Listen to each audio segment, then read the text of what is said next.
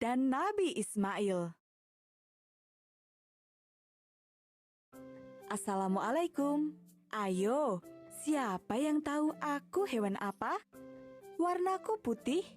Aku ditutupi oleh bulu-bulu yang lembut. Aku punya kisah bersama Nabi Ibrahim dan Ismail. Kalian mau dengar ceritaku?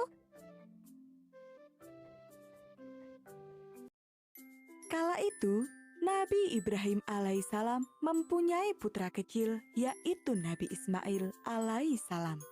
Hubungan mereka sangat akrab. Nabi Ibrahim sungguh sayang terhadap Nabi Ismail. Begitu juga sebaliknya.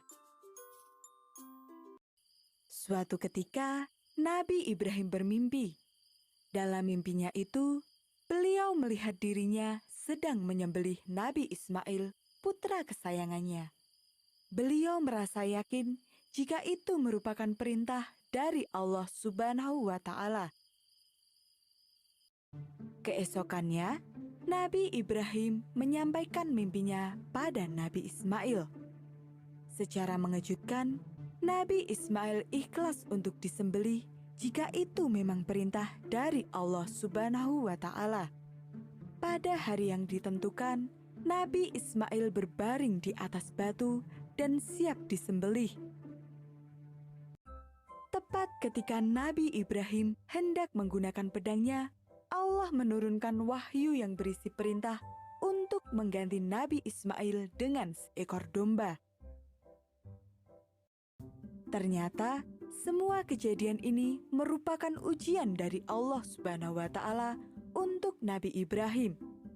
Nabi Ibrahim begitu taat dan rela mengorbankan putranya sendiri. Begitu pula dengan Nabi Ismail yang rela berkorban demi menaati perintah Allah. Allah pun menolong mereka berdua. Sebagai gantinya, Allah memerintahkan untuk mengorbankan domba saja. Maka aku pun dikorbankan. Aku sungguh ikhlas untuk disembelih karena ini merupakan perintah Allah Subhanahu wa Ta'ala. Sejak saat itu, setiap Idul Adha aku dikorbankan. Dagingku dibagi-bagikan kepada kaum fakir miskin. Aku sungguh bahagia dapat bermanfaat bagi manusia.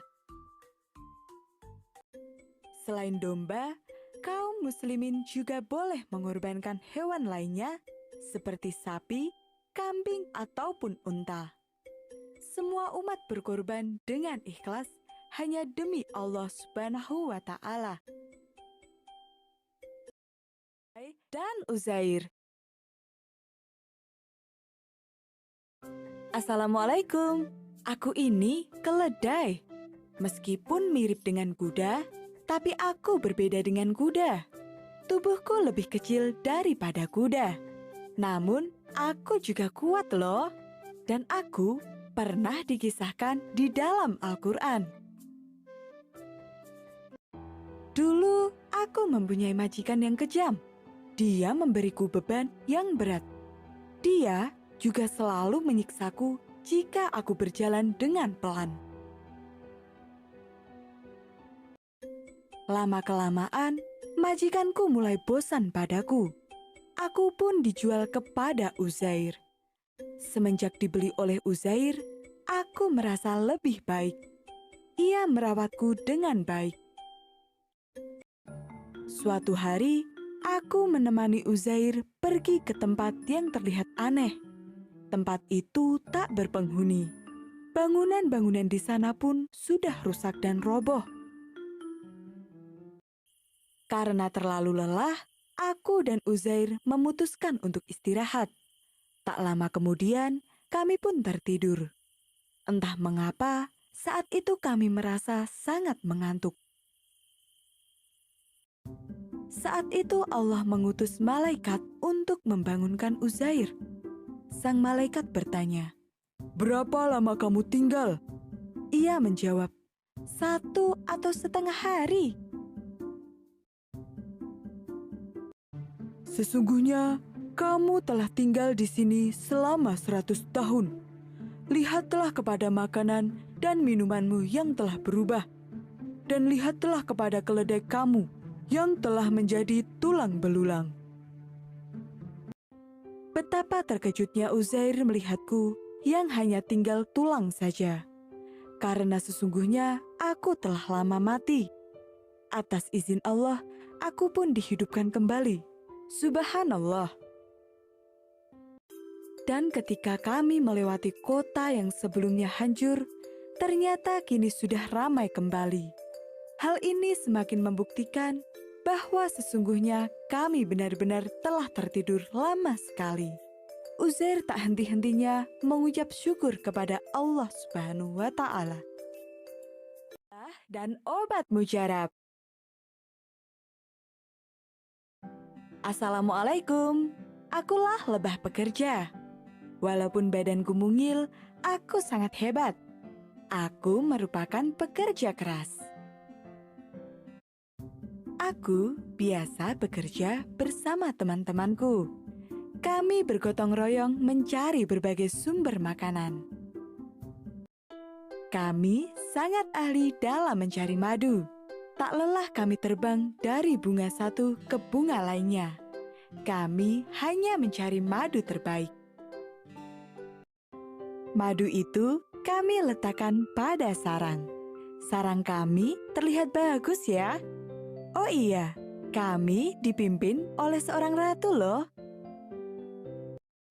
Madu yang telah kami kumpulkan sering diambil oleh manusia.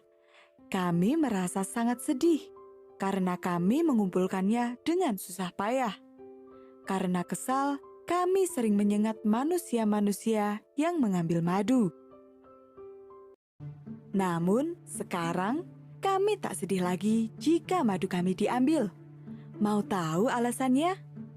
Suatu ketika, ada seseorang yang mengantarkan saudaranya yang sakit perut menemui Nabi Muhammad SAW. Nabi Muhammad SAW menyarankan untuk menggunakan madu sebagai obat. Nabi Muhammad SAW berpesan untuk membaca basmalah terlebih dahulu sebelum meminum madu, dan saudara yang sakit itu pun meminum madu. Alhamdulillah, setelah rutin meminum madu atas anjuran Nabi Muhammad SAW, saudara itu berangsur-angsur sembuh. Perutnya sudah tidak sakit lagi. Aku sungguh bersyukur, maduku dapat bermanfaat bagi manusia. Sejak saat itu, kami mengizinkan manusia untuk mengambil madu. Semua itu demi kebaikan. Allahu Akbar. Allah sungguh maha besar. Betina dan Nabi Daud. Assalamualaikum. Aku adalah seekor kambing.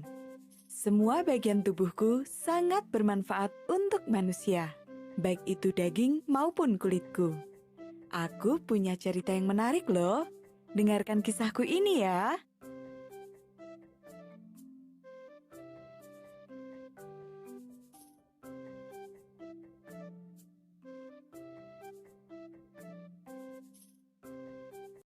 Kisah ini terjadi ketika zaman Nabi Daud alaihissalam diangkat menjadi raja.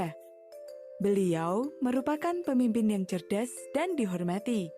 Namun, beliau pernah memutuskan satu masalah dengan kurang bijak. Suatu hari, datanglah dua orang yang sedang memperebutkan seekor kambing. Yang satu kaya raya karena telah memiliki 99 ekor kambing. Sementara yang satu lagi hanya memiliki seekor kambing saja. Mendengar ribut-ribut ini, Nabi Daud alaihissalam keluar mihrabnya. Beliau lalu meminta keduanya untuk berbicara. "Ceritakan kepadaku apa masalah kalian. Jangan ada yang disembunyikan." Si pemilik satu ekor kambing langsung berkata, "Sesungguhnya dia telah memiliki 99 ekor kambing betina dan masih saja ingin meminta kambing milikku. Padahal aku hanya punya seekor saja." Tanpa meminta penjelasan dari pihak yang satu lagi, Nabi Daud langsung memutuskan bahwa pemilik 99 ekor kambing betina itu telah berbuat zalim. Beliau berkata, "Sesungguhnya dia telah berbuat zalim kepadamu dengan meminta kambingmu itu untuk ditambahkan kepada kambingnya." Betapa gembiranya majikanku mendengar aku kembali padanya. Nabi Daud sepertinya tidak tahu kenapa tetangga bersikeras untuk mendapatkanku. Namun, seandainya pun pemilik 99 ekor kambing tersebut memang serakah, Nabi Daud seharusnya mendengarkan ceritanya juga. Mengapa dia masih ingin merebut seekor kambing padahal telah memiliki 99 ekor? Seorang pemimpin harus memutuskan secara adil setelah mendengar apa yang terjadi dari kedua belah pihak. Sesaat kemudian, Nabi Daud sadar akan kesalahannya ini dan segera bertaubat memohon ampun kepada Allah. Dan kambing yang diperebutkan itu adalah aku.